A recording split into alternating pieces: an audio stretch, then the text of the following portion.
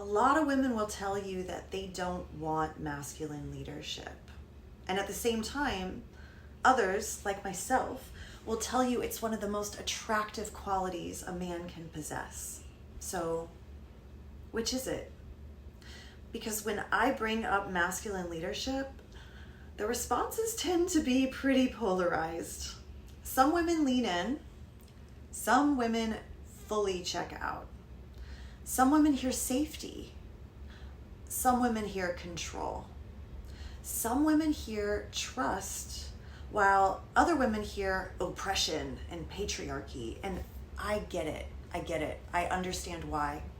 Because a lot of what has been called leadership was never leadership at all. It was control, it was manipulation, it was domination or insecurity disguised as authority. So let's get something straight right from the jump. Rejecting control is not the same thing as rejecting leadership, right? They're not the same thing. And I think this is where a lot of people get confused or they get it twisted. Because many women don't consciously think, okay, I want masculine leadership.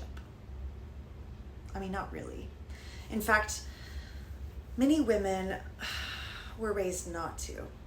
Many were taught to be very independent. That's what people value in our culture: self-sufficiency, self-reliancy, being strong, being capable, independent.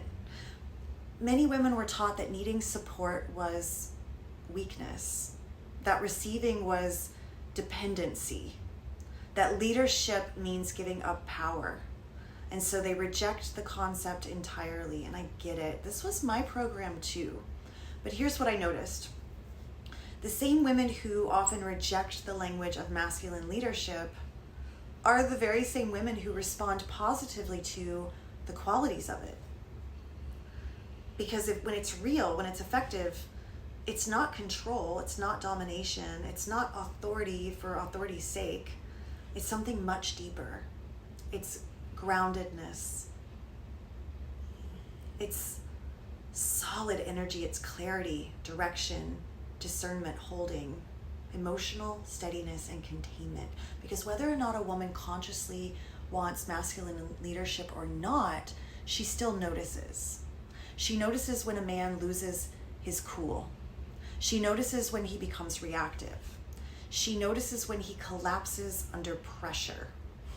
She notices when he's easily manipulated by approval, needing external validation, by fear, by conflict. And she notices when he isn't. Because leadership isn't something a man merely says or does, it's something he embodies. And I think this is where many men get frustrated, because they come to me, they tell me, women say they don't want leadership, or obviously they don't because they're not accepting it. And I say, maybe. I mean, some don't, but that's not the real question. The real question is, what do women actually respond to?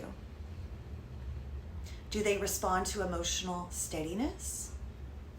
Do they respond to trustworthiness? Do they respond to calm, steady groundedness? Do they respond to clarity? Yeah.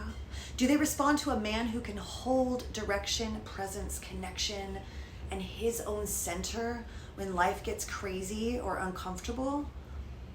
In my experience, the answer is overwhelmingly yes. And to be clear, it's not because women want to surrender their intelligence, their voice, or their autonomy. No, of course not. It's because most human beings appreciate being around people who are grounded, trustworthy, emotionally stable, and have it all handled. And that right there is the gem of this conversation that gets overlooked. Effective leadership is not about taking power away from someone else. It's about becoming trustworthy enough that other people naturally submit and trust your leadership and feel empowered in its containment. Yeah, that's the juice. And here's where the conversation starts getting really interesting. All right, you ready? If leadership creates trust, What destroys it? And that's where we're going to pick up in the next video. This is part 5 of my masculine leadership video series. If you missed the earlier videos, I recommend starting with part 1 and watching them in order. All right, see ya. Stay curious.